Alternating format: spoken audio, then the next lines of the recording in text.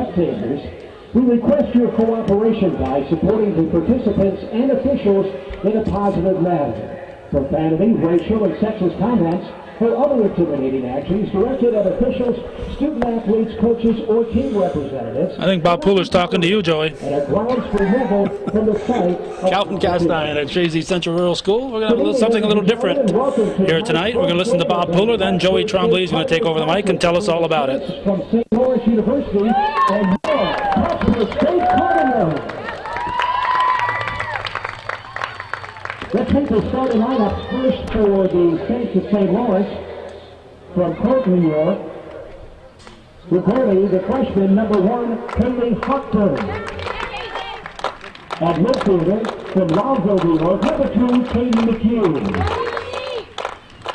On defense, the freshman from Blue Point, New York, number 5, Katie Lacey. On defense, the sophomore from Cumberland, New York, number 7, Rachel Doucette.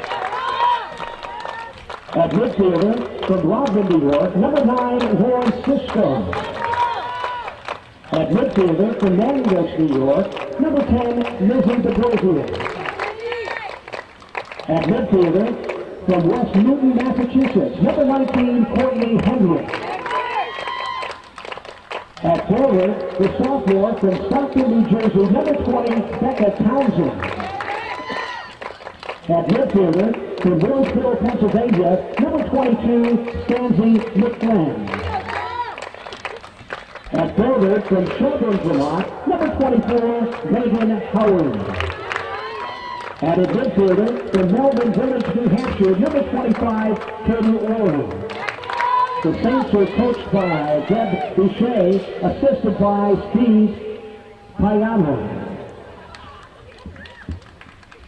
And now for your starters for your Plattsburgh State Cardinals. Starting at forward, a senior from Londonderry, New Hampshire, number 20, Kelly Hopkins. At forward, a freshman from Chazy, New York, number 28, Helen J.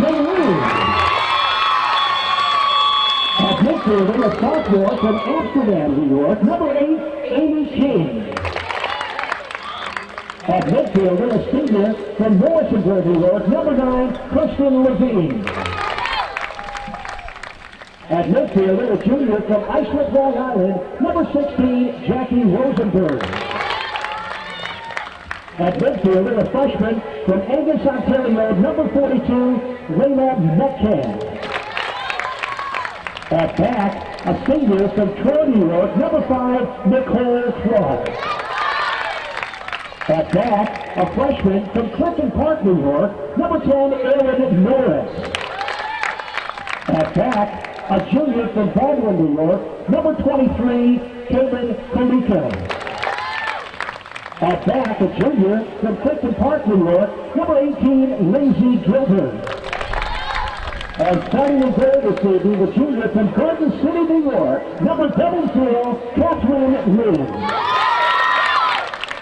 The Cardinals are coached by Karen Wannaber. She's assisted by Brian Michaels, Mark Mishak, and Jason Sousa.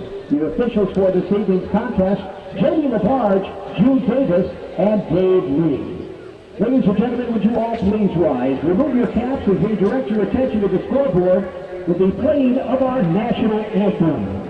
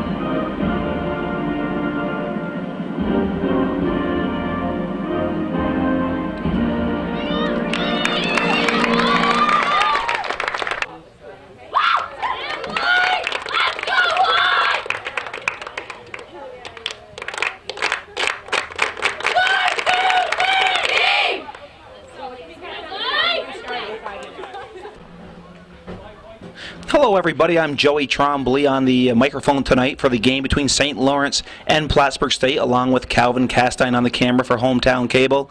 It is a beautiful night here in Chazy. It's September 7th, 2007. It's George Brendler Field in Chazy. And Calvin, it's quite a treat tonight because it's not too often. It's the first time since this field was dedicated that we had a collegiate game in Chazy. I would doubt if you've seen too many collegiate games played on high school fields around Clinton County. Maybe Clinton Community may have played a game there once in a while, but I doubt if Plattsburgh State has ever ventured to any of the high school fields.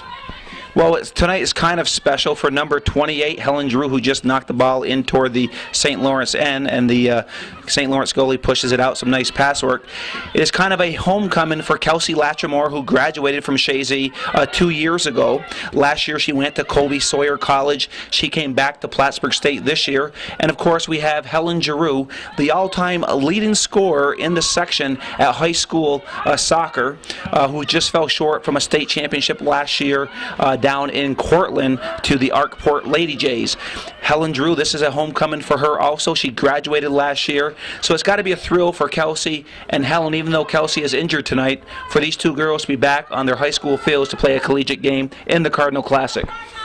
Yeah, unfortunately, Kelsey's here as a spectator, and I'm sure she was looking forward to this night as soon as she heard about it. And it's just one of the breaks in life that you get. There's no doubt about it. And for the fans here who are not real familiar with this field in Chazy, a nice pass to Giroux over to number 20, Townsend. Townsend loses the ball, but she regains coverage. And there's a shot on net just wide. A nice shot from the far corner, just goes wide, but the ball is kept in play by number 10, Norris, for St. Lawrence. And it's cleaned out by number 9 for Kristen Levine. And that actually would have been Bogosian for St. Lawrence. And the ball is controlled by Plattsburgh right now. This field in Chazy, you can't see it from our vantage point. Right now we have the stands across the way, but when you're at the stands looking across, it is almost like the Field of Dreams, Calvin. The field is surrounded by cornfields. Of course, we're talking about the movie years ago with Kevin Costner, The Field of Dreams. If you build it, they will come. But it's just a beautiful setting for a soccer game on natural grass. And continuing that Field of Dreams, it's definitely a Field of Dreams for Helen Giroux, because her family is the one that owns the cornfield. And I didn't even think about that, but you're right. It's her family that owns the cornfields behind us. So Helen Giroux is giving chase right now to number 7, Duquette from St. Lawrence. Duquette makes a nice move around Giroux. She pushes it up over to 24, Howard. Howard gives it over to 9 to Shisco. Shisco sends it up to midfield, and it's sent into the Plattsburgh territory. Number 2 giving chase, McHugh. McHugh gives a shot on net, and the goalie is there for Plattsburgh. I wasn't sure, was it Lynn that's starting in the goal for Plattsburgh? It's Catherine Lynn. The 2007 record, Calvin, both teams come in here undefeated. St. Lawrence is 2-0, and then Plattsburgh State comes in with a 2-0 record. So, and with this being a tournament, I'm assuming somebody's got to get a loss before this is over with tonight. Obviously, you can't have somebody playing a championship game unless they win tonight. Well, I wonder about that, because when you looked at the schedule, there's actually only 3 teams for the girls in the Cardinal Classic.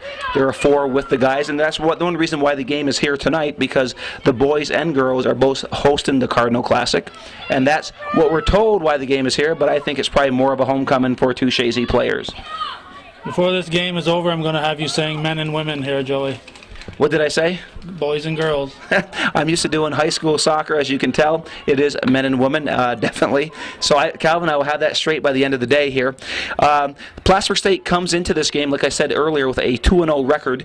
They beat Castleton State 2-0, and actually in that game, Helen Giroux's first collegiate game, she got her first collegiate goal. I think she's scored in both games, hasn't she? I'm not so clear on the second game. I do know for a fact it was the first game she could have. Their second game was against Johnson State, which they won 8-0. So Chazy, here I am calling high school again. Plattsburgh State is 2-0, and they've outscored their opponents 10-0, which is not a bad way to start the season. No, and we can't overlook another local player out there, Kristen Levine from Saranac, who went on to play at at Clinton Community College, and Kristen, I believe, scored a couple of goals in that first win. Yeah, Kristen Levine has definitely made some noise here for Plattsburgh State early on. She is a senior. She did have 2 good years at Clinton Community College.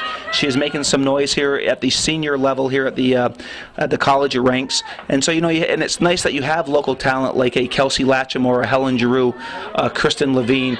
And then, of course, they just graduated not too long ago, maybe last year or the year before, was Rosenbaum, right? Gina Rosenbaum, Elise LaFountain went from Clinton and in northeastern Clinton before that and played successfully at Plattsburgh State. There's been quite a few of them in recent years that have done well on the soccer field. And if you look through that sheet, you'll find, I think, a girl from Messina on each of the a woman from Messina on each of the teams. And yeah, who you're talking about number 17, Autumn Gagne from Messina. She's only 5'4", but what I understand, she's very fast out on the field. And then for St. Lawrence, they picked up a freshman, Chrissy Buckshot. So I'm assuming that Chrissy and Autumn were probably teammates last year. So it's a big game for those two to be competing at the collegiate level also. I'm sure they look forward to this evening. The St. Lawrence School is not that far away. It's in Canton, and it's a busy college area there, but it's a very small area, 10, 12-mile area. You've got 4 very good colleges. Exactly, and then St. Lawrence is about an hour and a half, an hour and 45 minutes from here? I would guess it's probably a little over 90 miles. Here's Helen Giroux. She could get a goal in the shade. Oh, Helen Giroux had an opportunity and just sent the ball wide. Do you think it was nerves playing on the home field in front of the home fans? I think the adrenaline was pumping a little too hard right there, and Helen could taste that goal and ended up uncharacteristically booting it wide. Yeah, that's not the Helen Giroux we remember from the high school years, but you have to understand this is her first year in college. It doesn't get any bigger playing in your home field on the George Brendler field, no less, as a collegiate player. And she had an opportunity, and I'm sure she'll try to get more. And it's impressive that she's starting as a freshman. I'm sure that has to do because she went to college here or high school here. I think she's starting because she's a good player. I don't think it matters where she went to school. I think she's going to start anyway, no matter where the game was played. Well, the reason I bring that up, I do know I had talked to one of the referees after her first game. She did not start the game. She played actually quite a bit. In the collegiate level, you're 2 45-minute halves, and they said she probably played out of 90 minutes. She probably played a good hour of that game. Well, I knew the substitution was different than what we're used to at the high school level, so you and I chatted with Jamie Labarge, the referee out there. The other 2 officials are flagmen or flag people, and asked them about the major differences between the high school and the college rules, and one of them is the substitutions. So what is the difference between high school and college? In the first half, you cannot re-enter if you're substituted out. In the second half, you can re-enter 1 time, and in overtime, you cannot re-enter. So if you come out in this first half, you ain't going back in to the second half. Wow, that an injury or a red card, yellow card, or something like that. Well, that is much different than high school, because in high school it's wholesale changes a lot of times just to give the players a chance to rest up. Yeah, so that's why you may not start, but if you come in, when you come in there, you're going to probably play for the rest of that half, and it's 45-minute halves. Right, it's 5 minutes more than high school. And St. Lawrence comes into this game. We talked about them being also 2-0. They had a real tough game against Utica, which they won 2-1, and they also beat a tough Norwich team 3-0. So again, St. Lawrence comes to this game with a 2-0 record. And I want to look at their 2006 record, Calvin. Last year, St. Lawrence came in with an overall record of 9-7-1, and they're in their league, the Liberty League, which they play in. They were 3-3-1. Plattsburgh comes in at 9-8-2 overall from last year, and in the State University Conference, they were 3-6-1. So I think both teams are looking to improve on those records, obviously. Obviously, and it is nice when the colleges in the area look to the local high schools to get their players, and I'm glad to see more and more of that. Well, I think the reason that is, we talked about this earlier at the high school games, is that the level of talent has picked up. The skill level is much different than it was when you were playing back in the 60s and I was playing in the 70s. I didn't play in the 60s, but I know what you mean, yes. But I think that can be said overall throughout. So I think our local players were no better or no worse comparatively than they are now back then, except they just didn't get the look. Well, and the thing is, we're also talking about players that go to the college level, but they're players that are going to the college level and then being impact players. We talked about the Rosenbaum, Gina, or is it Gina? Gina Rosenbaum. We're talking about what Kristen Levine's doing here. And we can talk about a fellow named Chris Gondek. Chris Gondek had a great career at the division. I think he was Division I, wasn't he? No, he played it there at Plattsburgh State. Oh, he did? Okay, so Chris Gondek played well there. And, we can't discount on the boys' side. Last year you have from Peru, Ryan Ornsby, who has scored a couple big goals early in his freshman career for Plattsburgh State, which is impressive, like you say, for local talent playing at the collegiate level. I think what they have proven is what we have known right along, that our top players are up there along with the top players from other areas. Well, I think that is proven also, at least for Shazy at the high school level, for them to have 2 state championships under their belt and the girls making it to the finals, is that it proves that you can play with the best in the state. Yes, soccer is not a game like basketball where you've got to have that size to dominate, and we just don't seem to grow them that large up here in the North Country, but soccer is, I think, a level playing area, and we can hold our own there, and we've proved it at the state level the last couple of years. Absolutely, and we proved it at the collegiate level. Also, you'd be interested to know that the last time that St. Lawrence and Plattsburgh played, it was almost 2 years ago. It was September 28th, a little over 2 years ago actually, and they actually played to a double overtime tie. Well, double overtime doesn't mean much, because if you go overtime, it's double overtime. Well, that would be true, but it went to overtime. So at least 2 years ago, and there's probably players, and I'm sure there are, if you look at the juniors and seniors, there's players on both teams that were there for that game. Yeah, and they've played a lot since then, so they may or may not be thinking of that previous contest. You were talking about Kristen Levine, who comes from Saranac, right? She, of course, had a stellar career with Clinton Community College, but she comes back this year as the leading returning goal scorer with 28 points. She had 10 goals and 8 assists last year, again, which is just reiterating what we're saying about the local talent. Kristen's a good, hard-nosed athlete, plays a variety of sports. My daughter didn't play summer league basketball this year, but she has been a teammate of Kristen's the last couple of previous seasons. Kristen's just a ball player that's going to go out there and give you 100% every night. Not 110%. You and I are both old enough to remember when there was nobody giving 110% until Pete Rose came along, and now everybody gives 110%. Right. Either giving 100% or you aren't. There's no 110. It's either giving all you got or you aren't giving anything. So right now it's up to Helen Giroux. Giroux looking to get by number 5, Lacey, and she's taken down. And one thing I noticed about the college game, women and men, Calvin, is that it's a much more physical game, and they do let the play go on. Yeah, you're playing with the grown-ups here, so you've got to be able to take a bump here and there, and it's also, of course, being here from Shazy, we're probably more used to high school teams that will pass the ball, but I was impressed the first time I saw a college-level soccer game where people were playing in position and not all chasing after the ball, and that was quite a few years ago. That was back probably in the fall of '68 or '69 when Dick Van Heusen was an All-American goalie at Champlain College over in Burlington. And I went over and saw them playing over here at this side of the lake, and I was impressed by the way the college team played. And that was junior college, and that was, of course, Champlain College, which is always highly ranked in sports.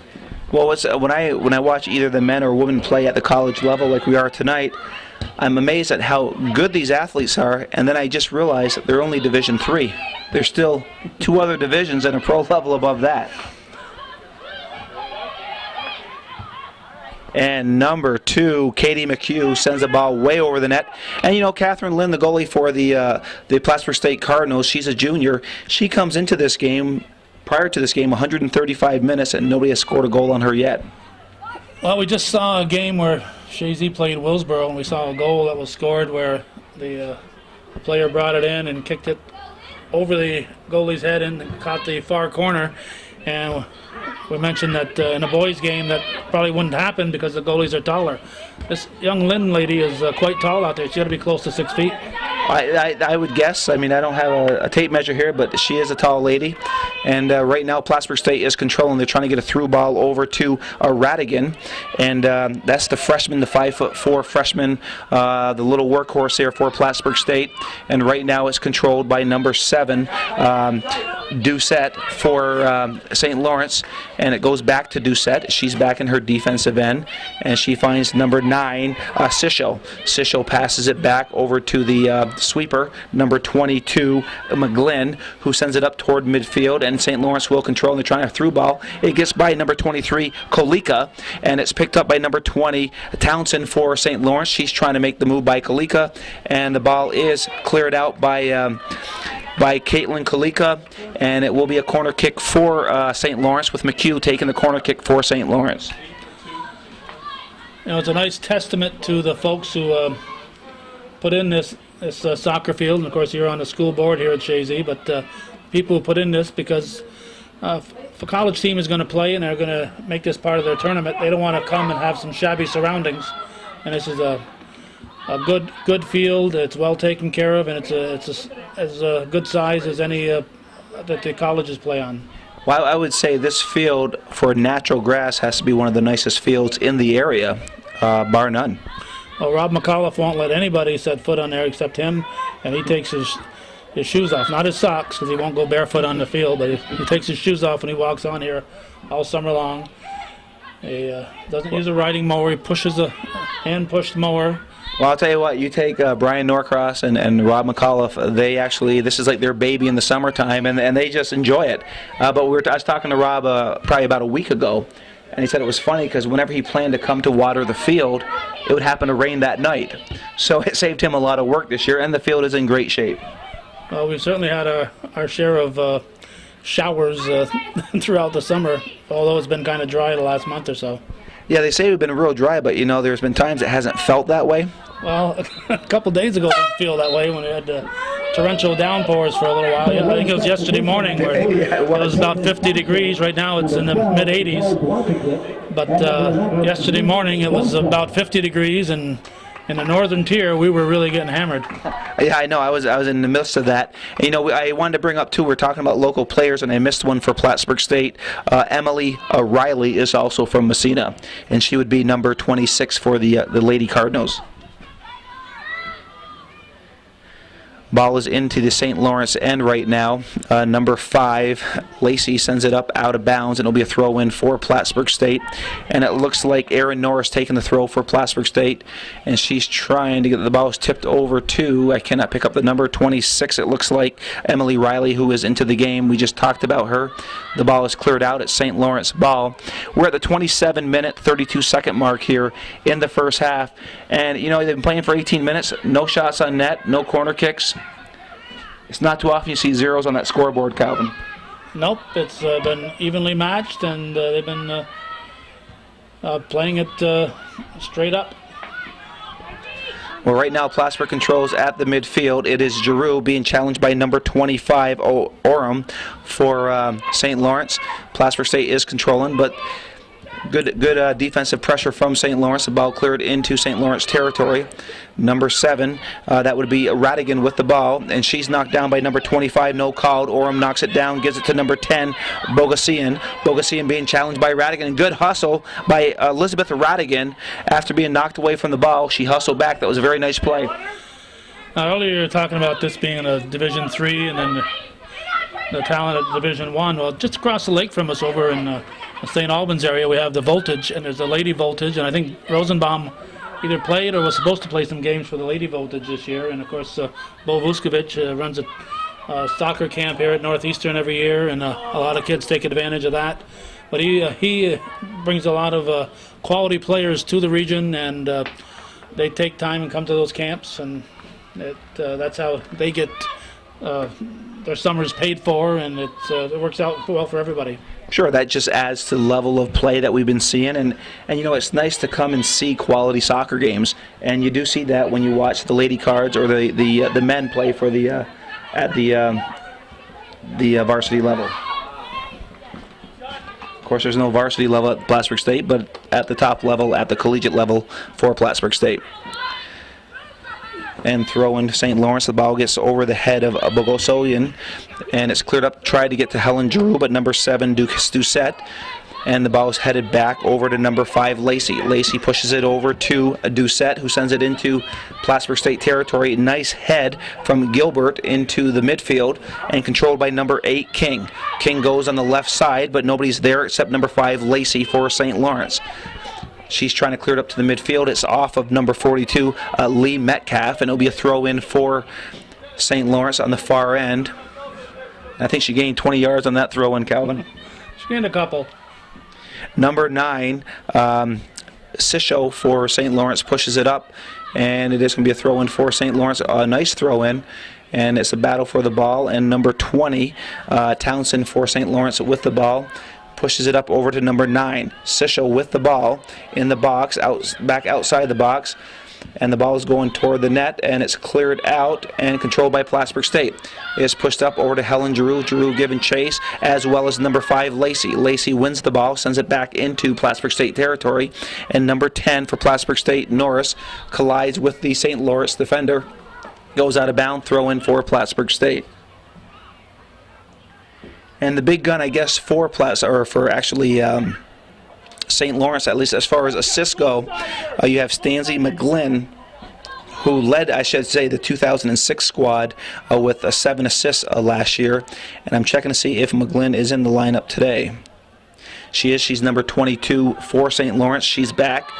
She was the top assist person for the St. Lawrence Saints last year. And right now, the top gun for St. Lawrence is the sophomore, Lauren Analdo. She comes in with 2 goals for St. Lawrence here early in the season. Analdo, she's a freshman, and she's from Hampton, New Hampshire, and it looks like she played 1 year at Winnicoonet College, wherever that may be, Calvin. I'm very familiar with it, Joey, and I'll tell you about it at halftime. Okay. They will have a treat, so don't tune out at halftime. Calvin will tell us where Winnicoonet is, college, and I'm just amazed I could even pronounce it. I'm sure you pronounce it impeccably correct. Well, number 22, there is McGlynn right there. And McGlynn was a top assist getter, and she looks like she's playing the fullback position. So she might have changed positions this year unless she's got all those assists back there as a fullback. Not that I'm denigrating 7 assists, but it just sounds kind of low for being the top. I would expect the top assist person to have maybe an assist per game or close to it, instead of assists every 3 games. Maybe there weren't a lot of goals scored last year. I don't have that statistic with me, but and the top goal getter right now is the freshman from Troy, Elizabeth Radigan. She has 3 goals early in the season for Plattsburgh State. And again, Plattsburgh State has scored 10 goals on the season, and she has 3, so she has just under a third of their goals. I'm sure the folks watching this in Troy will be happy to hear that plug, Joey. Well, I know hometown cable plays all over the place. It's you're syndicated all over the state, so the people in Troy will definitely enjoy this. And we're back. Anadol has checked in for St. Lawrence, and Megan Gambadi is into the game. And like Calvin said, once you check into the game in the first half, you got to play the rest of it, or at least the players coming out cannot play the rest of the first half. And a substitution here, we're at the 21.5-minute mark of the first half. We still see nothing but zeros on the scoreboard, from shots to corner kicks to saves to scores. So it has been a pretty evenly played game. Midfield, I'd say, is probably 50-50 right now. I think I've seen some shots. They must be stingy on shots. I think I've seen some shots. Well, I don't think they count that go 30 yards wide of the net as a shot, probably. But to me, a shot on net is a shot, and then if it goes on goal and they save, it's a save. But depends on who's doing the scoreboard, I guess. It might be tough for the... Keep coming, Duncan, come on! But let's point out, too, you mentioned that the players that come in have to, you corrected it, but the player that comes out can't go back in. The player that came in can go out, but then when she comes out, she can't go back in this half. That's correct. That's what I correct, because you can sub for anybody, but the person coming out cannot get back into the game. And number 22 McGlynn sends it into Plattsburgh State territory, and well, there's a hustle for the ball. We got the goalie, and Lynn wisely comes out and takes the ball away from Caitlin Fashel, who was approaching the net. And Lynn makes a nice save, and that's probably why she hasn't given up a goal yet this year. She looks like she's an aggressive goalie, and as we mentioned, she is a tall player and all those things. If you've got quickness and you've got height, and you've got the tools to be a good goalie. Well, Radigan with the ball, looking for somebody, and she pushes it over to number 12, to Scambati, who just had checked into the game, but it's won by number 10, Bogosian, and the ball is cleared to the right side. Number 8, Fashel has the ball, pushes it back over to Bogosian, and it goes back over to 8, Fashel. Fashel being challenged by number 10, Norris, and the ball is kicked over, and we got a goal kick. See Jamie Labarge out there successfully getting out of the way. That's got to be the toughest thing for a high school ref to learn, is you get out in the middle of that field, not to become involved in the middle of the play. Yeah, we talked to Jamie a little bit, and he said he loves doing the college games, and it's a different game than high school. It certainly is, and I'm sure it pays a little bit better too. We didn't get into that conversation, but we can find out at halftime for the folks who are watching this game. Yeah, right. Yeah, I'm sure he'll give that up. Actually, I'm surprised. I thought there'd be a little more fan base here tonight than what I'm seeing. Well, most of the players are not from the immediate area, so they don't have a family that can easily drive here. Not everybody is a Staub Spiegel who will drive to Cobleskill to see his son play there. So it's a bit of a drive. There are some players from Ontario and from Vermont that I'm sure have fans here and family here. And there's stuff going on at the college, so the students are probably right there at Plattsburgh State. That's true. There's other games going on right now, so there's a lot going on here on this beautiful September 7th night. And we are at the George Brendler Field. And what is nice is George Brendler is here, Coach George Brendler is here to watch this collegiate game. And I'm sure he's got to feel good about having a collegiate game played on a field named after him. Well, there's no question that George Brendler is the godfather of soccer in the Northern Tier. He brought the level up for Shazy, and by doing that, he helped to bring the level up for everybody else. There's no doubt about it. I mean, Coach Brendler obviously has a field named after him, and they also have a book named after him called George's Boys, I think. Yeah, Larry Gooley put together a book probably 10 or more years. Oh, it's going to be over 10 years ago, because Bob Ben and I talked to him, and Bob's been gone for 10 years. And he's also got the Sportsmanship Award named for him, too. And if I'm not mistaken, he's also in the Hall of Fame. Yes, he's recognized at the state level. And he did a lot for soccer at the high school level throughout the state. And you're right, with the level of Shazy soccer being what it is, he has made the other teams that much better. Oh, here's a nice chance for Plattsburgh State. And number 7, Elizabeth Radigan, got into the box, deep into the box, but a nice save by Hotchberg of St. Lawrence, and she throws the ball out to the right side over to number 8, Caitlin Fashel, and the ball goes out of bounds, and Plattsburgh State will have the throw in. I guess when you're that close, it's kind of hard not to take that blast, but it looked like there might have been somebody open on the wing. I couldn't tell. My eyes just got big. I mean, my eyes were big up here, Calvin, in the box, and I imagine what Radigan's eyes were like when she was that close to the goalie. But she sent it right at the goalie, and it was a good save by Hochberg. And here's Helen Giroux. She's taken down. No call. Good no call. And number 5 for Plattsburgh, Clark, tries to head it back into the St. Lawrence area, and there's a good battle going here on the wing between number 8, Fashel, and number 26, Emily Riley. Riley will control the ball. Riley hails from Messina. She pushes it out. She's trying to find Radigan. Goes out of bounds, but it is Plattsburgh throw-in. And number 5, Nicole Clark will take the throw-in. She gets it over Levine's head. It goes to number 12, which is Scambati. Scambati sends it in. Number 7, Doucette clears it up to the middle, and it goes into Plattsburgh territory. And number 23, Kolika with the ball, passes it back over to the goalie, Lynn. Lynn cannot pick it up because it was sent to her, but she sends it over to number 5, Clark. Clark being challenged by number 10, Bogosoyan, and it's cleared out, probably wisely by Clark, with number 10, Lizzie Bogosian, giving chase. And we're back to the action. Emily Buckley Matura just checked into the game, and Lizzie Bogosian just checked out, so she's out for the rest of the half. We're at 15 minutes and 22 seconds. We're still at a scoreless tie. And if we go back to September 28th, 2005, Calvin, that game which ended in a scoreless tie, they've played a lot of soccer. No goal has been scored between St. Lawrence and Plattsburgh in the last 2 games. So you'd say nothing happened out there, just out there kicking the ball around. I think they should be giving the fans the refund on their money, Calvin. Since they didn't pay to get in, it probably wouldn't be a bad idea. That's right. This was a freebie tonight. Normally, Shazy does charge admission into the stadium for a night game, but this is a special event, and I think Shazy's just proud to have 2 teams at the collegiate level here. Yeah, I don't know what the arrangement is. I know if you use the Plattsburgh State field, you got to pay them a goodly amount of money. So I don't know if Shazy charged the Plattsburgh State what they charge. It's good. Interested in finding out. I do not know, and I'm sure I'll probably find out being on the school board, but as of right now I have no idea. And right now the ball is being contested, and it's being won by number 26, Riley.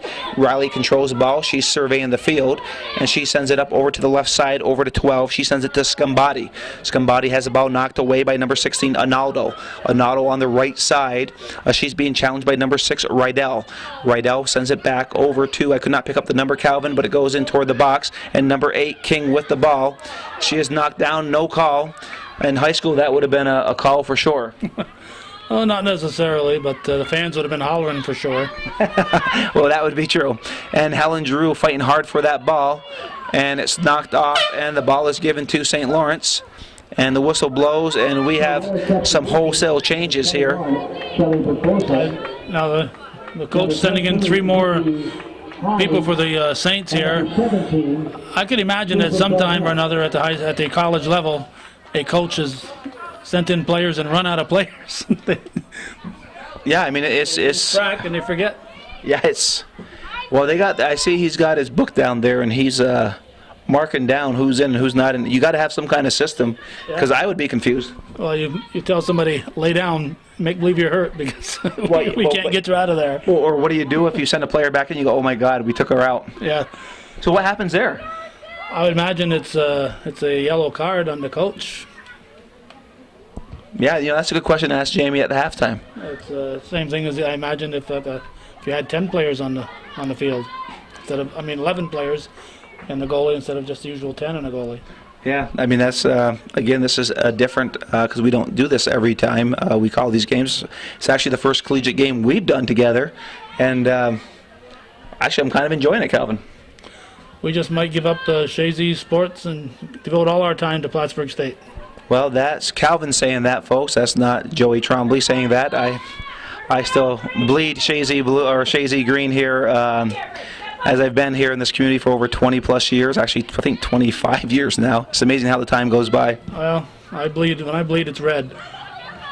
You believe it? Oh, bleed. What I say? Well, yeah, you can go red or green. You might bleed green, but I bleed red. Well, it does look different when I go to the hospital to donate blood. They go, what the heck is that?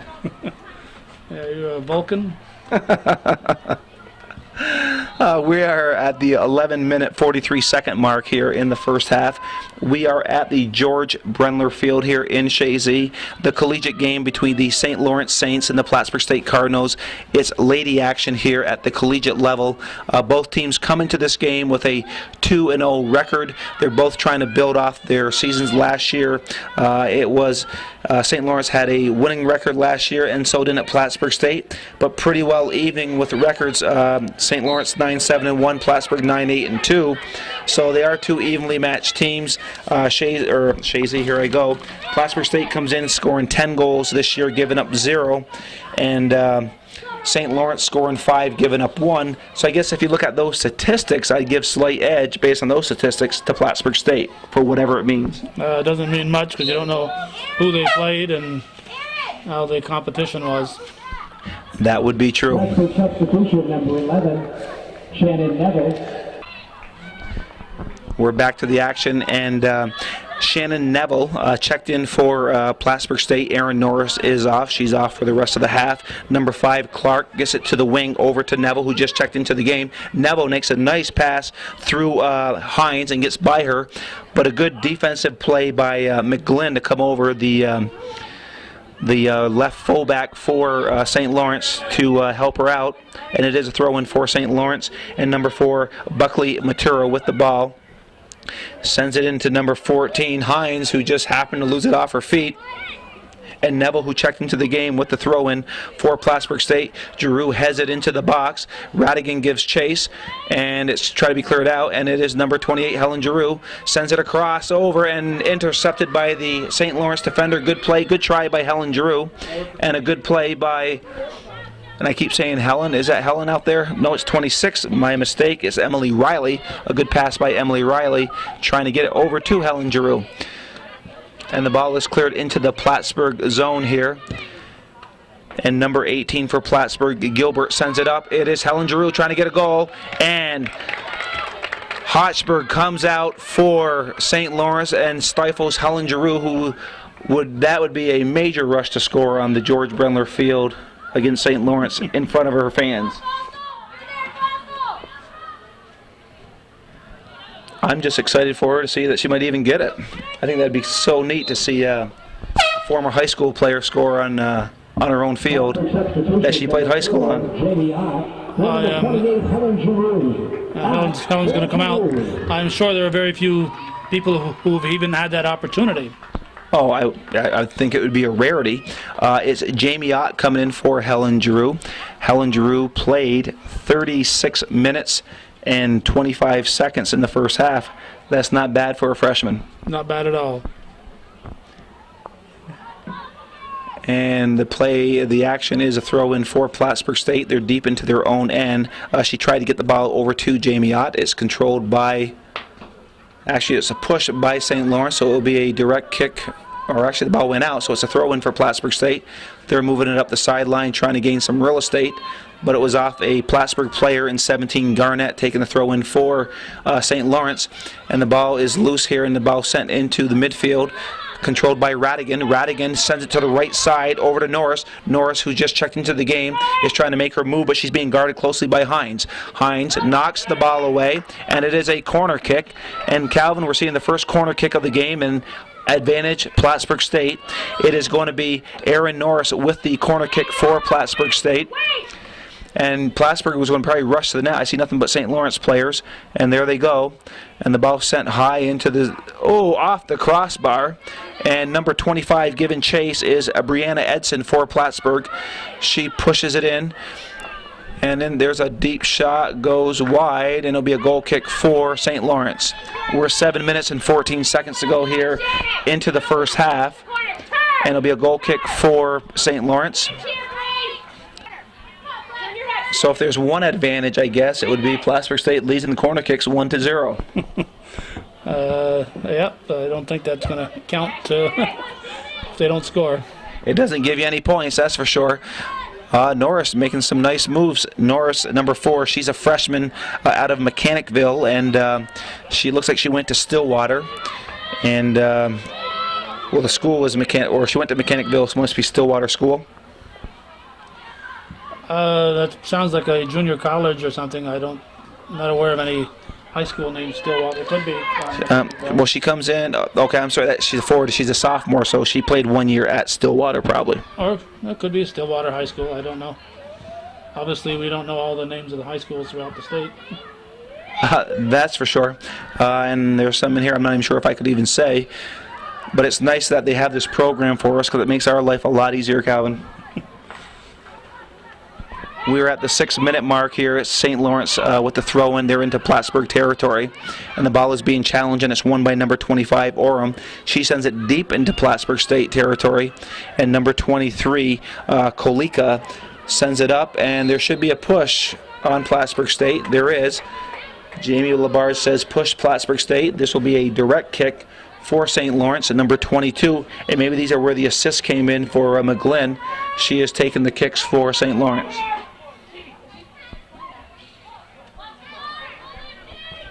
Everybody's outside the box, waiting for the ball to be hit.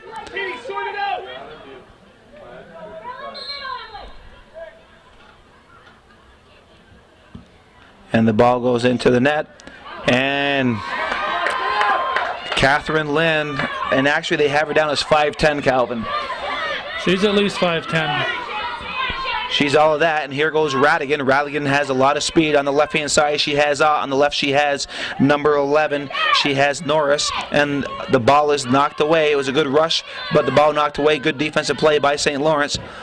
And Clark sends it up over to the midfield, but McGlynn takes it for St. Lawrence, pushes it over to Brosaka.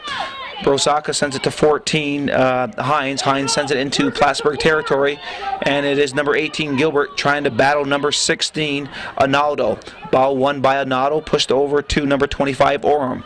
Orem has some space into the Plattsburgh territory. Now she's being challenged. She sends it in toward the box, and Gilbert knocks it away, and the ball is cleared up over to, it looks like number 5, to Clark. Clark tries to get it over the head of Hines, and the ball is being challenged, and it looks like Norris pushes it up over to Radigan. No, Norris takes it. Radigan goes to the center. 14. Hines giving chase. Hines wins the ball from Norris. And it's Hines with the ball. Norris giving chase. And Norris wins the ball from Hines. Passes it back over to 26, Riley. Riley tried to hit number 7, Radigan, and controlled by St. Lawrence. McGlynn with the ball, and gets by Clark, and number 4, Buckley Matura with the ball, but here comes Gilbert. Buckley Matura grabs it, sends it to the open space. Number 16, Analdo with the ball, looking to take a shot, and Hines is there, or Lynn, Catherine Lynn is there for Plattsburgh State. Some nice ball movement for St. Lawrence. Very impressive. They brought the ball down and got their shot off, but Lynn was equal to the task. Well, there was a collegiate kick from Lynn, and that wasn't much farther than Marcotte, the goalie for Willsboro, that we saw today for the game earlier that we did. Well, Marcotte is an exceptional kicker, as we found out when she went in the game, and after being goalie for most of the game, came in and scored Willsboro's only goal. That is true. So Calvin and I were joking that maybe Marcotte should have been in the game the whole time. But it was... She was a good player for Willsboro, and her kicks are just as impressive as the goalies on the collegiate level. Well, there's only so far you can kick that ball, and otherwise you'll dent it. At some point, it's got to come down. We're under 3 minutes here. We're about 2 minutes and 45 seconds in the first half. It has been an evenly played game. Novick is into the game, and Peel is in. So, Bennett is into the game, number 2. At the Plattsburgh PA system is Bob Pooler, the most familiar voice of WIRY, Wiry, and we'll give a plug to Wiry. You know, if you out of the area, go to wiry.com and you can listen to your favorite Old Town oldies radio station, and you got old time hometown radio and hometown cable. Yeah, they kind of stole the name of hometown when the new ownership took over, but Hometown Cable's been around with that name longer than they've had Hometown Radio.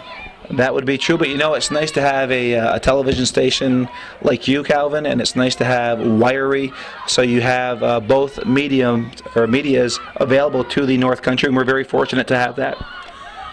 There aren't, most communities have just the one, if they're lucky, local AM station that devotes themselves to the local community. Most of them are interested in a different market and don't put in the time in the community that they used to. We used to have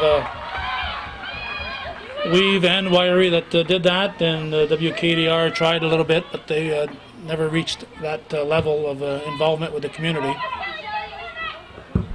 Well, we're approaching the minute mark here in the first half. And for the folks watching this, again, I'm going to give a plug to Hometown Cable since we're talking about that. They're only here by local people sponsoring them, local businesses. If you're a business watching this and you have not supported Hometown Cable, please do. You're missing a wonderful opportunity to get your business message out there. And for the local folks who are here, there are a lot of you, I do see the names there that are month after month to give, and thank you for doing that for Hometown Cable. For the folks who haven't given, please give it a thought. We support PBS stations. We support our cable. Let's support Hometown TV, Hometown Cable. And we take these guys for granted, and we shouldn't take them for granted. But I'll tell you, when you're channel surfing and you got an event that, especially when you place shows 10 years ago and you go, oh my God, where'd the time go? And it just brings back really fond memories. I know I'll flash back, and Calvin will have a couple shows where my dad was in the show. And of course, my dad passed away a few years ago, and it's kind of cool to see that again. And it's priceless, really. So if you can, please support Hometown Cable. The first half here is coming to an end here at George Bredler Field with St. Lawrence and Plattsburgh State tied at 0, and we'll be back for the second half. Where's that plug? Dude. Calling me now. And we're ready to start the second half here at the George Bredler Field. The first half ended in a 0-0 tie, and I guess it's kind of apropos, if you will. The last time these two teams met was back on September 28th, 2005, and they played to a 0-0 overtime tie.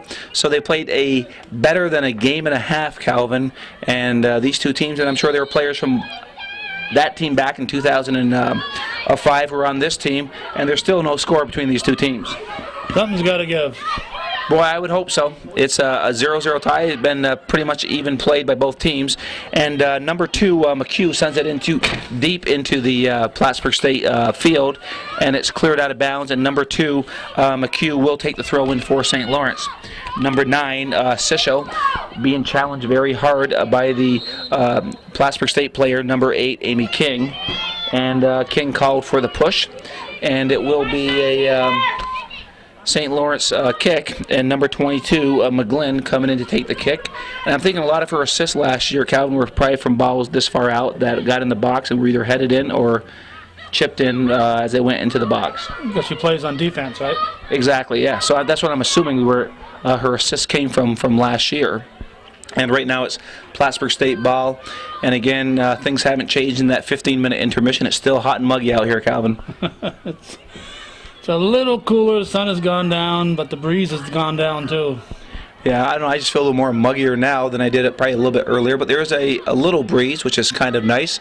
And Plattsburgh's trying to clear it out. And there it looks like a shot coming in from St. Lawrence, wide of the net. And Lynn will set up for the goal kick.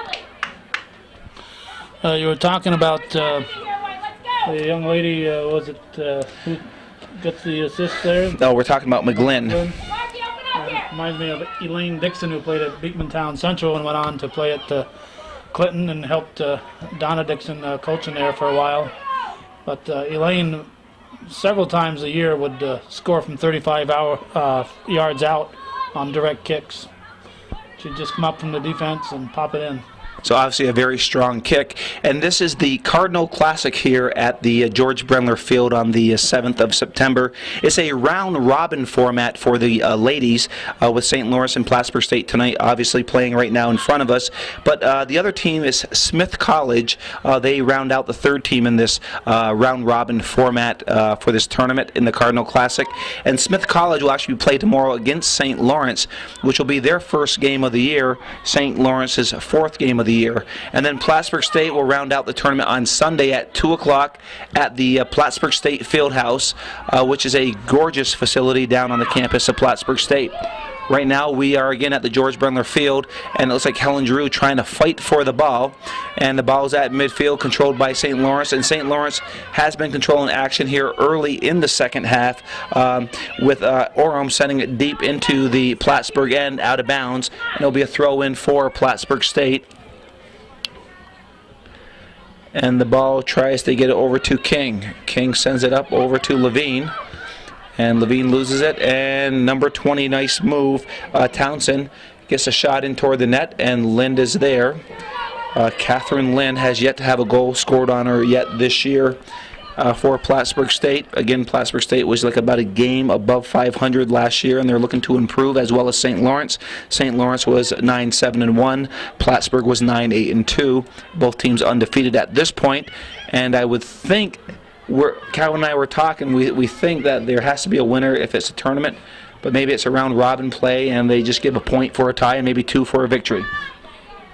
I would, if they're considering a tournament, and I think it's the Cardinal Classic here we're talking about, I would think they're going to have a winner tonight. Well, if what we see now is any indication, we're looking at a shootout probably about an hour from now. Let's hope not. Let's hope that somebody breaks away and pops one in. Well, Drew tries to send it up. She's working up, and there's McGlynn. She has a strong foot, as you can see, deep into Plattsburgh territory. Number 2, McHugh, giving chase, and she's being pushed by number 23, Caitlin Kolika, and no whistle blown, controlled by St. Lawrence. Ball going into the box, headed back out, and it looks like it will be a corner kick, and it is. And St. Lawrence will get their first corner kick. But you know what, Calvin? Actually, nobody's keeping the clock as far as corner kicks or shots, so that's why we're seeing zeros on the board. So you're not seeing any shots out there. Right. So nobody's running that part of the board, because I know Plattsburgh State for a fact has a corner kick. And there's a nice kick in the box, and the ball is headed out. Plattsburgh wins that one in the air. Drew with the ball, being challenged by Hendrick of St. Lawrence. And the ball is headed over to the left-hand side, and the St. Lawrence player, it looks like number 18, Giller, with the ball. She tries to get a shot off, and it goes out, and it will be a Plattsburgh State goal kick. And the ball was actually cleared out by a Plattsburgh State player, and it will be a corner kick for St. Lawrence, their second in a row. Another nice feed into the box. Ball headed out, but it goes out to it looks like number 19, and it is 19. Giller tries to send it back in. She's trying to trap the ball, pushes it over to the open field, and who's coming up with it? It is McGlynn. Ball's cleared out, and St. Lawrence is winning the battle of the ball here early in the second half, and number 9, Sisho, pushes it out wide over to number 20, Townsend. Townsend goes down the line. She tries to find Giller. And substitution already. For number 20, so Hopkins is out for the second half, right? 42, Leah Metcalf. For number 11, Shannon Nathan. In the second half, the sub can come back in. The starter can come back in once. Okay. So that must be what they're thinking down there, to give a little bit of rest as we're 7 minutes into the second half. And it is right now. Ball cleared up to Radigan. And it's knocked out of bounds. Throw in for St. Lawrence. Hines with the ball. She goes down to number 19, Hendrick. Hendrick sends it to the open field, and number 23, Kolika, sends it to midfield. And number 42, Metcalf, who just checked in the game, goes far side, trying to hit the Plattsburgh State player over there, but it's controlled by St. Lawrence at midfield. Ball going deep into the left-hand corner of Plattsburgh State. Plattsburgh State giving chase. Gilbert giving chase, being challenged by the St. Lawrence player. Ball is knocked away, out of bounds, and it was off of Gilbert, and it looks like it's another corner kick for St. Lawrence. And St. Lawrence, Calvin, has controlled, at least anyway, the first 7.5 minutes of this first half, or second half. They've definitely come out to play, and they will eventually put one in if they keep this up. Well, Gilbert, nice header, trying to clear it out outside the box, 18-yard line. And there's the number 20, Townsend, with the ball. Pushed out, and again, it's going to be St. Lawrence ball. Plattsburgh's just having trouble getting out of their end so far this second half, Calvin. The Saints have come out more fired up than the Cardinals have, and it's certainly showing out on the field. And there's a hard, high shot by number 13, Stephanie Pirata. And Stephanie, she hails from Rensselaer and Columbia College. She is a junior for St. Lawrence. So she would have been a freshman 2 years ago when they played, and now a starter for the St. Lawrence team here in the George Bendler Field on this beautiful night here in September of 2007. Right now, Radigan trying to control the ball, and it's Plattsburgh State with the ball, number 16, and that would have been Jackie Rosenberg. She tried to hit Radigan, and it's controlled by number 14, Hines, knocked out of bounds off of Levine. And it's off the back of Clark is what it looked like. It is. And number 2, McHugh, will run up the field with number 14, Hines, taking the throw-in for St. Lawrence. A nice throw-in down the line. Good header back into the midfield. And number 9 for St. Lawrence sends it across, which would have been Sisho. Ball cleared out, and here comes Plattsburgh State. And Helen Drew trying to get the ball, trying to get around McGlynn, but McGlynn wins that battle. And number 9, it is Sisho with the ball. Pushing it over to the right side, over to number 2, and trying to get the shot off. There's a lot of shoving going on right now. Battle for the ball, and the ball is knocked away, and it would be Plattsburgh ball throw in, and a substitution. And number 26 for Plattsburgh State, Riley coming into the game. And Rosenberg comes out, Riley into the game for Plattsburgh State, and Riley gets the throw in. And Riley trying to push it into the St. Lawrence field. She does. And on the far side, number 42, Metcalf, trying to gain control along with Helen Giroux, but controlled by St. Lawrence. St. Lawrence in Plattsburgh State territory goes left side, trying to hit number 20, Townsend with the ball. Ball goes out. It'll be a throw-in for Plattsburgh State. We are now at the 35-minute mark here in the second half. 10 minutes have gone by.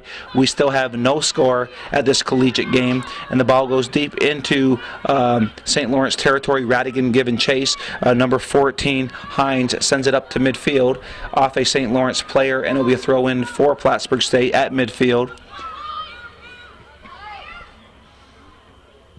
And number 42 gets by Metcalf, and Metcalf jumps into the ball and knocks it back in toward the St. Lawrence territory. And the St. Lawrence defender wisely clears it out. And Plattsburgh State trying to make a little bit of noise right now. It hasn't been at this end very much, Joey. No, not at all. And hopefully they can turn it around. And because my neck needs a little break so I can stay on this side for a while. I've been looking over to my right for the last 10 minutes.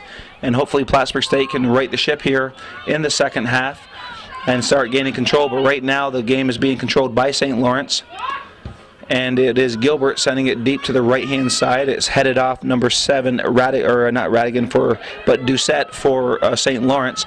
Throw in for Plattsburgh State. Down to the side, Helen Giroux trying to make a nice move. Good play by Helen. Ball knocked away. Controlled by St. Lawrence. It's cleared into the open field. Number 9, Levine. Levine trying to make a play. It looks like a handball.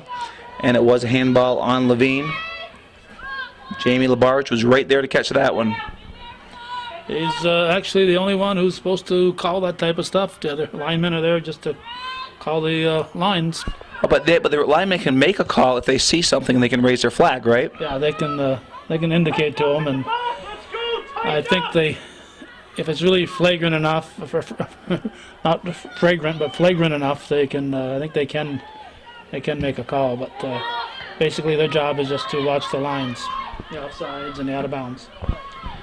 Okay, and the ball is pushed back into St. Lawrence territory. It's just St. Lawrence passing around. Number 19 trying to control it, and that's Hendrick for St. Lawrence. Pushes it up over to number 2, McHugh. McHugh looking around. She sends it over to the box, and there's a shot wide. Shot is wide. It looked like number 9, Sisho for St. Lawrence sent it wide. It's a goal kick for Plattsburgh State. We are now at the 32-minute, 41-second mark here into the second half. Goal kick for Plattsburgh State. Number 18, Gilbert, will take the kick for Plattsburgh State. And she goes to the left side, and giving chase is Levine and Radigan. The ball goes off of number 19, Hendrick of St. Lawrence, throw in. Levine with the throw in. She's the senior who had a good career at Clinton Community College and now at Plattsburgh State with the throw in. And the ball controlled by St. Lawrence. And it's kicked to the right side. McHugh giving chase, as well as number 5, Clark for Plattsburgh State. And she wisely clears it out. It's a throw in for St. Lawrence. And Buckley Matura is coming into the game. And Katie McHugh's coming off.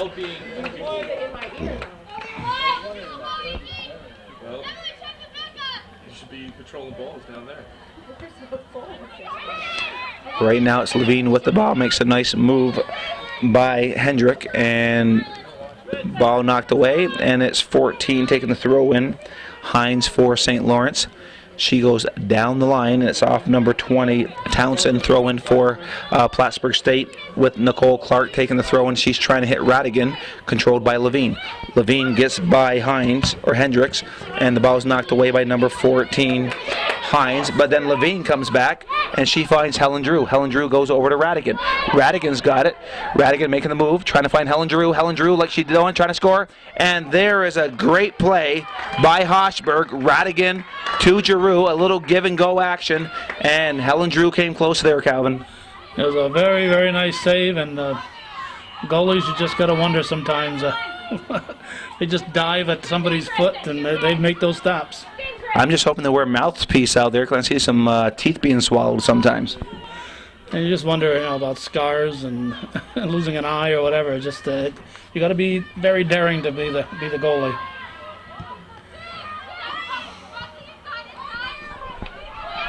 And here we are back to the action. The weak shot goes in toward Lynn, and it's picked up by the goalie Lynn, who yet has given up a goal yet this year in the 2007 season for Plattsburgh State. We're now approaching the 30-minute mark, and Calvin, 30 minutes from now, we're into overtime. Stop talking like that, Joey. Well, overtime this week and a whole bunch of them last week. Radigan making some nice moves here through the St. Lawrence defense, goes to the right side. Ball clear to front, and ball cleared out. The last couple minutes, Plattsburgh State has done some nice ball movement offensively deep in the St. Lawrence zone. And we've seen St. Lawrence step up and meet the challenge so far. Scambodi is into the game right now, and she's in for Amy King. King is out. Scambodi is in for Plattsburgh State, number 12. Ball is in deep into St. Lawrence territory. Plattsburgh has been controlling the last couple minutes. Couple nice moves, and they're hustling right now for the ball. And there's a lot of pushing going on, and they're waving the flag. And just there, Calvin, the line judge did wave the flag for Jamie Labarge to blow the whistle. Yeah, I'm sure the referee looks to them for guidance. Oh, what a cross. Ball headed by Radigan, but across the goal line, and it's cleared out by St. Lawrence. But another opportunity for Plattsburgh State, and maybe we're seeing a momentum change right now, Calvin. It could very well happen. You could see it change back and forth several times before this half is over. Well, that's one thing when you play, especially a 45-minute half, it's very easy to have momentum shifts, as we've seen many times calling the games. I've seen all the momentum shifts I want this year watching the Yankees. You obviously are a Yankee fan? Yes. I'm a Red Sox fan, so this makes for a fun time up in the booth. Actually, when the Expos left town, I became a Red Sox fan. I mean, I always liked the Red Sox team, I should say, but I became a Red Sox fan once the Expos left. Yeah, what's the matter with Washington Nationals? I could care less about them. I guess I'm one of those bitter fans, Calvin, when they left Montreal. The first year, I would always check the schedule because as you know, I went up there and tried to at least once per series to get each team at least once there and get to go into the locker room and get some of the players on tape for the local viewers. And each year I'd check the schedule, what I was doing, because there was always an effort to get up there. It was always fun to go there, but it was also an effort because we do so many things on hometown cable. And I'd check the schedule and say, well, just as well because I'm covering this tonight or I'm covering that tonight. Now I don't even look at the Washington schedule because I could care less. And all the players that were in Montreal are long gone. Well, you know, Calvin, it's funny you say that because every February when the schedule would come out, I'd go online and see when their home games were. And like you, oh, what a beautiful corner kick. Number 30. Well, we finally had the ice broken. Well, we'll get the assist and the goal in a second. But what a play through the box and a nice finish from St. Lawrence. It looked like a one-touch, and it was in.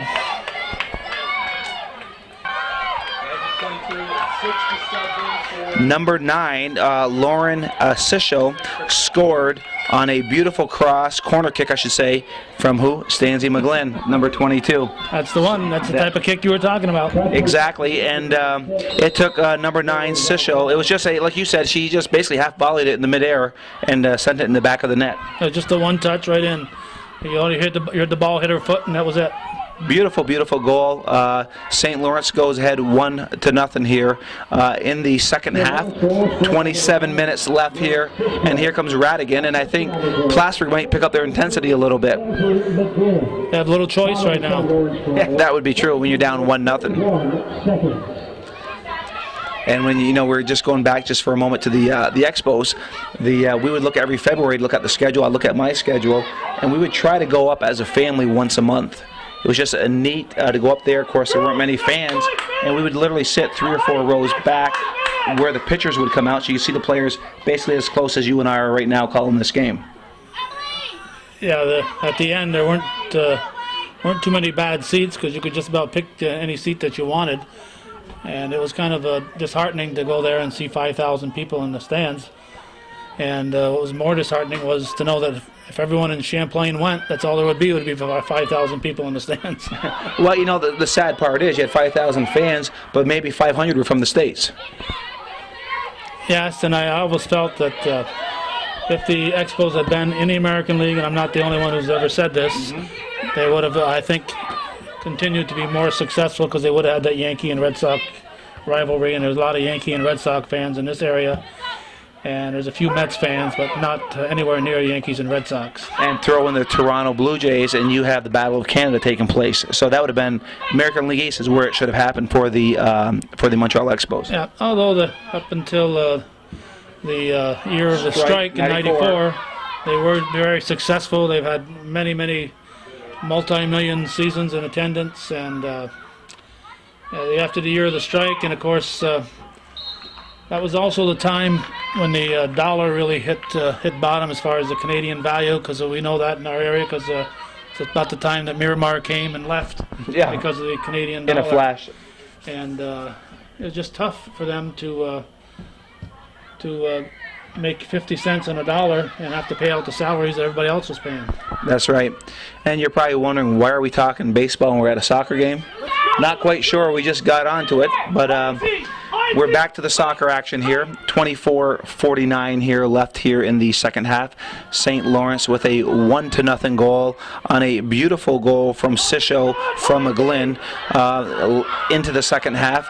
And Plattsburgh State trying to make some moves here. And they control the ball right now. The ball goes into the box over to Radigan, and it's knocked out of bounds by number 14, Nikki Hines. And probably a smart way to head it out because Radigan was there. And Radigan can finish the play for Plattsburgh State, as she is the leading goal getter right now with 3 goals for Plattsburgh State this year. And there's a playbook from Shazy, or maybe the short corner kick. Oh, wow. The ball went into the box, and Hines heads it outside the box. And St. Lawrence is just trying to get rid of the ball. And number 5, Clark with the ball being challenged by Buckley Matura. And number 9, there's Kristen Levine trying to make her move, but she's being guarded very closely by Ludovic. There's an open ball in the net. And, oh, boy, Plattsburgh State just dodges another. Well, St. Lawrence dodged the bullet. Plattsburgh State almost got the goal. But, again, the goalie, Hochberg, came up big for St. Lawrence. They just couldn't get the timing down to get that one. It's all timing. Well, it's not like Plattsburgh State hasn't had their chances. They're getting their opportunities, but they just finish. And the difference is that St. Lawrence has finished once and Plattsburgh hasn't. But here comes Plattsburgh State again. And some very good playing, some good hustle by Nikki Hines. Sends it deep into the Plattsburgh end. Number 23 giving chase. Collins sends it back over to, that was Kalika, back over to Lynn. Lynn goes wide, and she just sends it out. And there'll be a throw in for St. Lawrence here. And St. Lawrence getting ready to do a big wholesale change, if you will. They have 3 players ready to check in.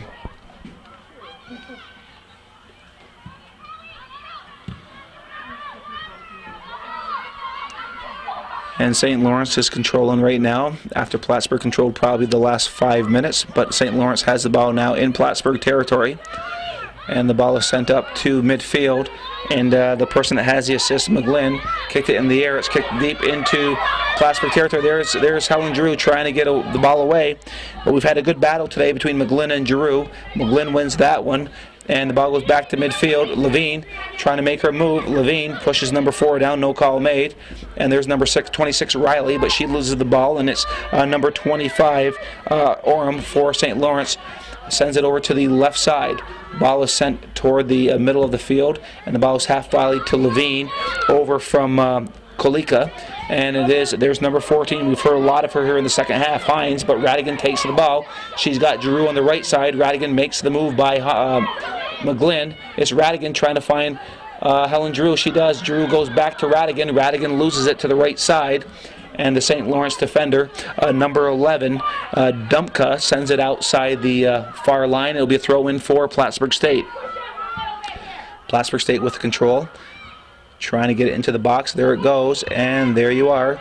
Ball cleared out. A nice header from the St. Lawrence defender, and it is number 5, Nicole Clark, with the ball. Clark will send the ball in toward the net, and it harmlessly goes into Hochberg's hands. And Haley Hochberg will punt the ball for St. Lawrence out to the left side toward midfield as she's trying to reach number 25, Orem. And here comes the substitution. We now have 4 subs coming in. We're at the 21-minute mark here.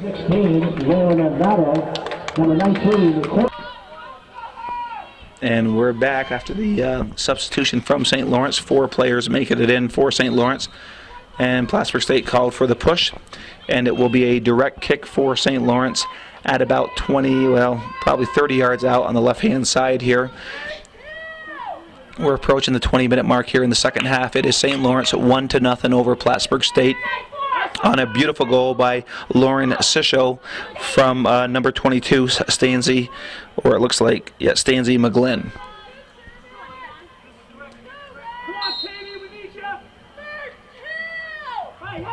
There's the shot into the box. Ball headed back out and giving chase. Ball out of bounds and a corner kick. Corner kick called. And St. Lawrence will have the corner kick. And here she comes. The all-time leading assist leader here, well, at least for the last year anyway, Stacy McGlynn, or Stanzi McGlynn. Look at that flag, Joey, and tell me how much wind is blowing right now. Not much. It's a lot of dead air tonight. There's a ball into the box. Nope. Went wide. And Plattsburgh State will get the goal kick here. And Plattsburgh State trying to get something going here under 20 minutes, approaching the 19-minute mark in the second half.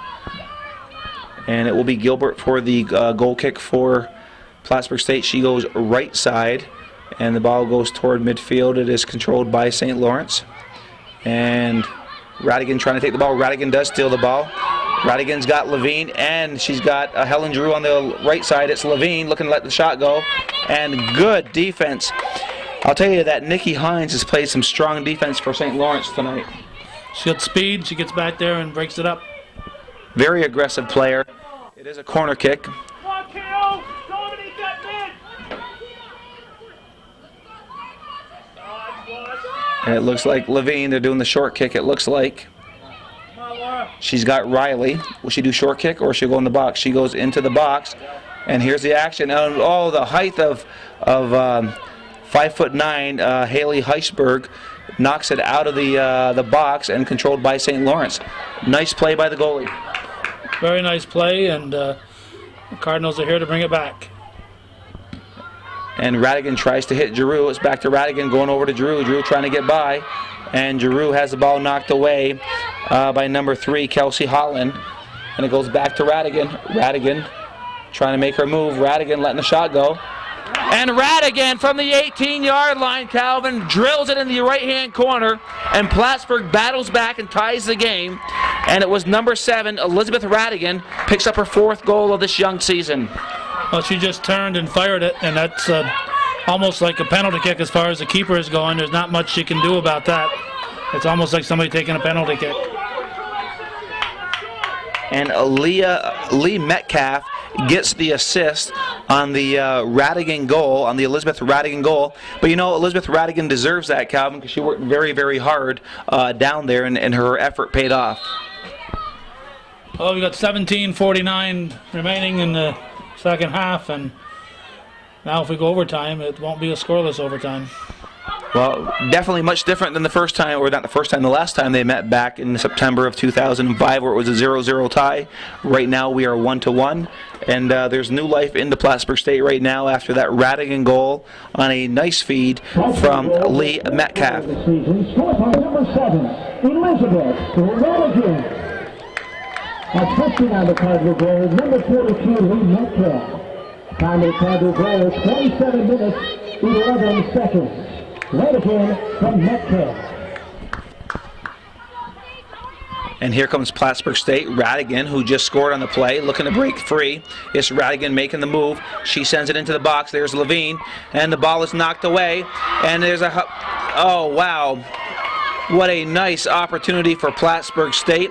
It looked like Riley and Hochberg mixing it up there, but Hochberg comes up with it for St. Lawrence, and we're now deep into Plattsburgh State territory. And Calvin, the intensity level of this game has picked up with 16:39 to go. It's got to be tough out there. It's a very warm night, as we've mentioned many times. And it's not just warm, it's humid. Earlier today, you could just about cut the air with a knife. It's very thick and humid out here today. Which is kind of unusual for a early September day. Very unusual. And I'd rather be complaining about this than what we're going to be complaining about in a month. Calvin, you have not heard me complain. I will take this any day of the week, because I know, and actually I think September and October are a nice month, nice cooler days. So what comes after that is kind of what's kind of depressing, because it hangs around for too long. Yes, and when it gets to the end of soccer season, early November, it just seems like it's always cold. It is. It is. Right now I'm in shorts and short sleeves. You're in short sleeves, and I guarantee in 3 weeks we won't be standing here like this. No. Next week we might not be standing there like earlier this week. Last week when we did some games there in the evening, once the sun went down, it got cold quick. Oh yeah, I had my jacket on a couple games there last weekend. So right now it's Radigan again. She's trying to hit Helen Drew. Helen Drew giving chase, and there we've said her name a lot this half. Nikki Hines for St. Lawrence is there to clear it out, but controlled by Plattsburgh State at midfield. And there's a loose ball right now. Radigan giving chase. The ball pushed back wisely and controlled by St. Lawrence at number 22, McGlynn. And here we are, Helen Drew with the ball. Drew waiting to do something. Drew trying to make something happen. She lets the shot go. Helen Drew scores for Plattsburgh State. Calvin, you gotta love it. Helen Drew comes home to Plattsburgh State, Shazy's George Brendler Field. Can you believe it, Calvin? Helen Drew scores on her home field, where she was the all-time leading scorer in the region, and she scores in front of the hometown fans. Yep, I believe it. I just saw it happen. She took that shot from right around the corner of the box. That was a tough shot.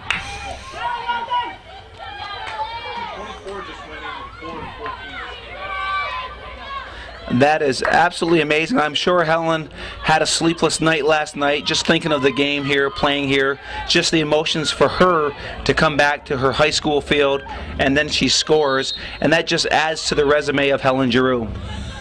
And she scores what may or may not end up being the winning goal. Well, only time will tell us that. But I was just thinking as she had the ball over there that the pressure is on her to do something, and I'm sure she's putting that pressure on herself. It's not pressure from anybody else, but to do something here on her home field.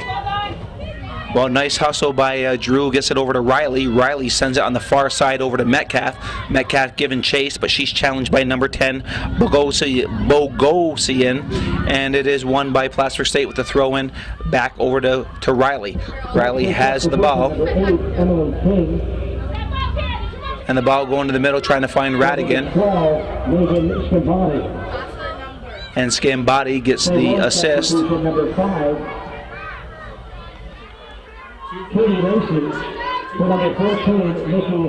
We're approaching the 14-minute mark, and now St. Lawrence has picked it up here. And can the Plattsburgh State defense pick up? And they are calling us a direct kick. So here's a opportunity for St. Lawrence to try to get the equalizer.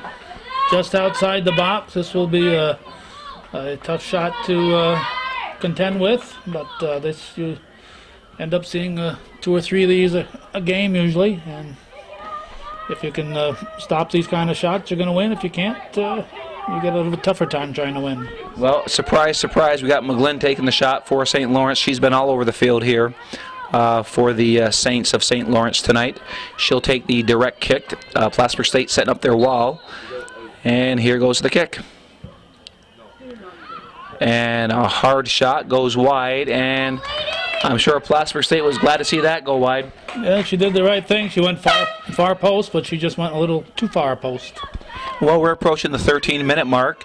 When it looked like St. Lawrence scored, you're wondering if we see any more scores today. And just like that, Radigan and Giroux score for Plattsburgh State. And Plattsburgh State has a 2-1 lead here late in the second half here at the George Brendler Field in Chazy. And right now it is Levine trying to control the ball. Levine being challenged by number 8, Fashel. And Jamie Lavarge says, keep your hands down, push on Levine. And it would be number 19, Courtney Hendrick, pushing it back for the kick over to McGlynn. Stanzi McGlynn with the kick for St. Lawrence. And she sends the ball in toward the box. And the ball is headed out, and Radigan looking to control. Radigan's got Levine to her left. She's got Giroux to her right. Radigan making the move. She's still controlling. It's Levine looking for somebody.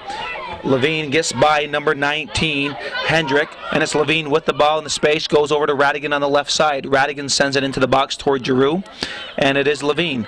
Levine trying to do something with it in the box, but being defended by 2 St. Lawrence defenders, and she's pushed off by number 5, no call, Lacey. Ball goes out of play, and it will be throw in for Plattsburgh State. Neville is coming back into the game for Plattsburgh State, as well as Nikki Hines. We've said Nikki's name a lot here for St. Lawrence in the second half. And Metcalf coming off, and number 25, Orem coming off for St. Lawrence. Throw in, it is Levine.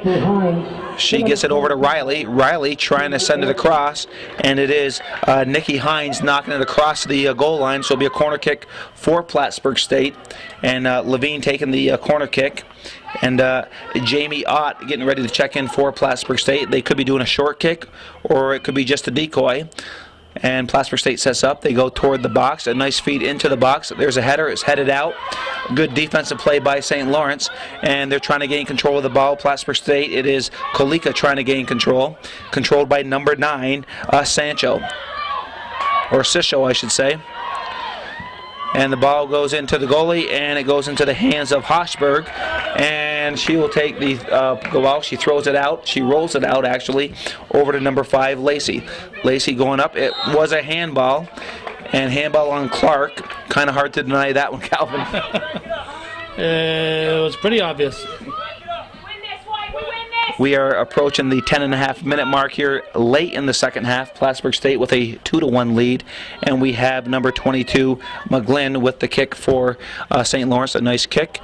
And the ball gets over the head of all the players, but Lynn is there for Plattsburgh State.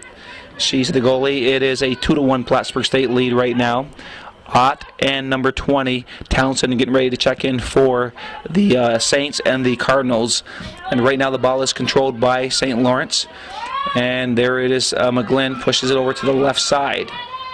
Plattsburgh State put good hustle, and they're looking to clear the ball, and Plattsburgh State controls the ball on the right-hand side. And making the move to midfield, she's got room.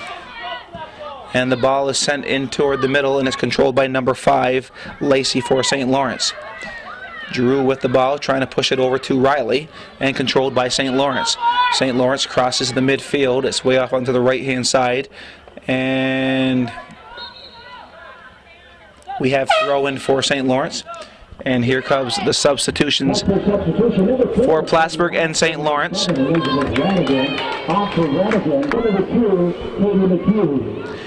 right, we're back for the throw-in here. St. Lawrence with the throw-in. Going down the line. And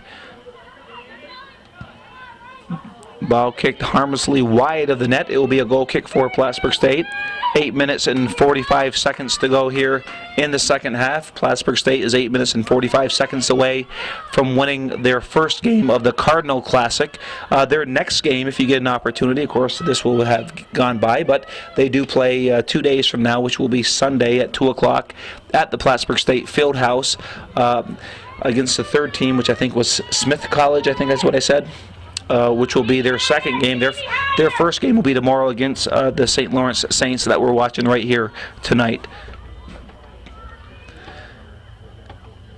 And Calvin, I'll tell you, tonight's been a fun game to watch. It's been some good soccer. Two evenly matched teams. The Cardinals may or may not win this one, but it could have gone either way. It's just nice to see that type of quality soccer here. I mean, we see it at the high school level, but we're seeing it at the collegiate level too. Well, I think the big difference is no matter how good your high school team is, you've got a few weak spots out there. They can put one athlete in after another here at this level and not hurt the team too much. Well, when you think about this, when you look at this, probably every one of these girls were the all-star on their team at high school level. That's true. They all definitely all played, and they were definitely among the top players at their particular area. Well, right now it's Hines with the ball. She has an assist tonight, but the ball is cleared to midfield, and it will be picked up by number 5, Katie Lacey for St. Lawrence. She sends it over to the right side, over to Hendricks, and it goes off to Jamie Ott, and it'll be a throw-in for St. Lawrence. And it is Hendrick with the throw-in, and she gets it up over to number 16, Analdo. Analdo is being challenged, and it is kicked out off her, and it's Plattsburgh State throw-in. Substitution, Radigan back in. Helen Giroux coming out for Plattsburgh State.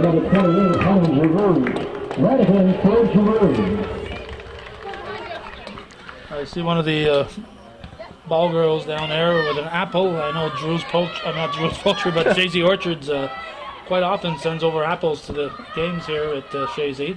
Shazy Orchards is just a good corporate citizen here in Shazy, and they do. They're very good about giving out apples to the visiting teams and to the home teams, and that's just a nice touch when you come into Shazy. Yeah, I'm sure if eggs were more durable, Drew's Poultry would do the same, but it wouldn't be very practical to give a team a dozen eggs. Well, the downside of that, they might be on your cars before you leave the parking lot. Yeah, particularly if you beat them. Yeah, exactly. Well, we are at the 6-minute mark here, deep in the second half. 6 minutes left. Plattsburgh State with a 2-1 lead, and Plattsburgh State will get the throw in. Metcalf is getting ready to check into the game. And Metcalf is into the game. Neville is out into the game. And here's a throw in for Plattsburgh State. And the ball is controlled by Metcalf, who just checked into the game, tries to get it up over on the left-hand side. It's out of bounds, throw in for St. Lawrence. And the throw is going in down the sideline, and it is controlled by number 9. Sisha with the ball, looking to make a move. She's got movement here. She's looking for somebody, and they're now going to approach the box, and here comes St. Lawrence. This could be dangerous. And a foul called on Kolika for a trip, and it is a direct kick just outside the box. And they have the heavy foot of McGlynn, and we've seen her in action tonight. And I don't know if we're going to see a set play or if we're going to see a big booming kick. But McGlynn does have the leg to do that. That foul actually took place about 19-yard line. They brought it out to the top of the circle. I'm not quite sure why. That was a nice set play, but well played by Plattsburgh State. And there's a shot going toward the net. Should be off a Plattsburgh State player. It is. It's a corner kick. And we're at 4 minutes and 19 seconds here in the second half. Helen Giroux.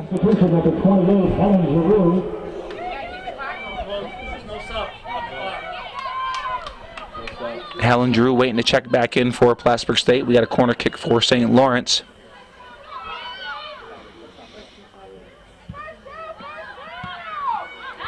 And they're trying to clear it out. And Plattsburgh State, good play from Plattsburgh State.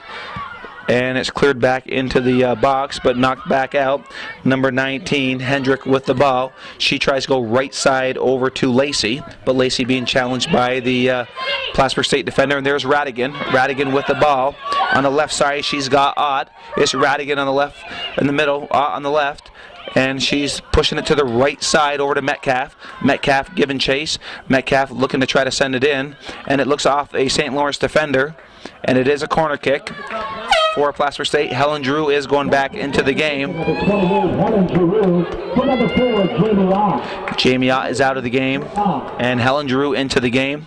We are at 3 minutes and 28 seconds here into the second half, or left in the second half. And Plattsburgh State looking to add to their lead, which is now 2-1. The kick goes way outside the box. And it could be a dangerous play. And number 8 for Plattsburgh State, Amy King, just lofted it toward the net, but it went over the goalpost, and a goal kick for St. Lawrence.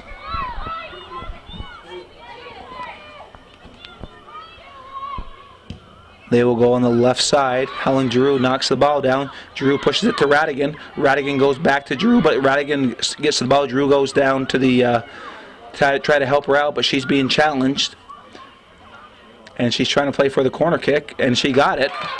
Nice play by Radigan, killing some time here with 2 minutes and 45 seconds. They'll take their time for the corner kick with a 2-1 lead.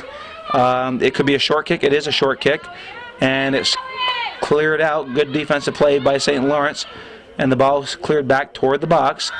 And Radigan trying to get the ball, or I should say Drew, shot toward the net, deflected by the defender. And Levine is in the box. Levine trying to get a shot off. And she will be, the ball's still in play, it looks like.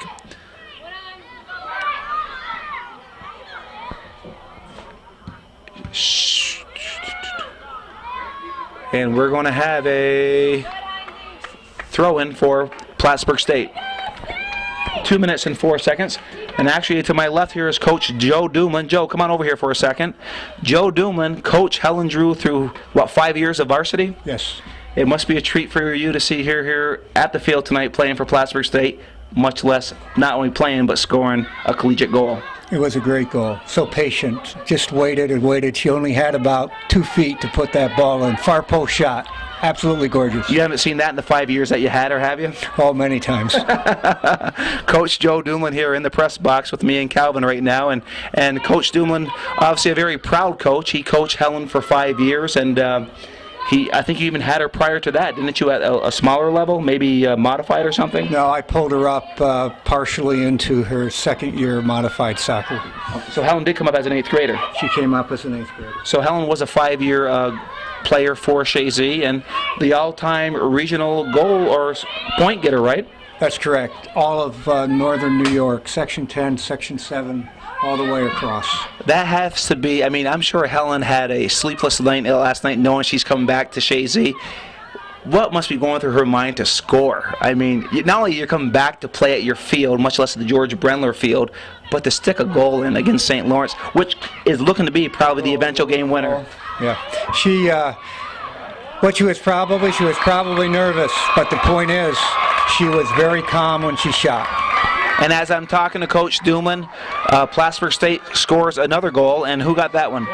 26 for Plattsburgh State. That would be Emily Riley gets on the scoreboard. And with 38 seconds left, Plattsburgh State will win their first game of the Cardinal Classic. It's 3-1. And they will play again on Sunday. So Plattsburgh State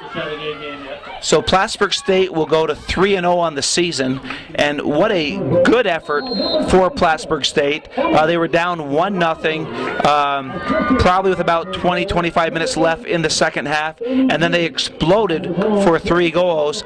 And Calvin, just a very explosive Plattsburgh State when things look kind of so-so for the first half and the second half.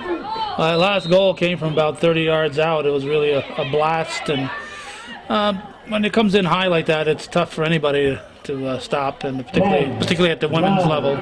8, 7, 6, 5, 4, 3, 2, 1. Well, you heard Bob Pooler calling off the last 10 seconds, and Plattsburgh State wins 3-1. And what a debut for Helen Giroux, also for Kelsey Latchmore. Unfortunately, as Calvin said at the beginning of the game, Kelsey is a spectator tonight. She is injured for Plattsburgh State. She did play for Colby Sawyer last year, but she's back at Plattsburgh State. And what a homecoming for Helen Giroux. She'll sleep a lot better tonight, or maybe she won't sleep at all. Yeah, it's hard to tell. And Calvin, if you can get me a tape of this game, I'd like to give that to her father, if that would be okay. I guess he'll have 2 copies then, because I always find supporters, and I always make sure they get a copy of important events. Excellent, and you heard it there from Calvin. And it was a beautiful night here on September 7th, 2007. A hot, muggy night at the George Brendler Field. It was a treat for the Chazy community to have a collegiate game between the St. Lawrence Saints and the Plattsburgh State Cardinals on the George Brendler Field. Plattsburgh State prevails 3-1. They go to 3-0 on the season. And it was Helen Giroux and Kelsey Latchmore's homecoming, if you will. And dreams do come true, I guess, as Helen Giroux does score in her collegiate career at the field she scored so many goals for at her high school years. As Calvin would like to say, as Sam would like to say, that's the way it was in beautiful downtown Chazy. Good night.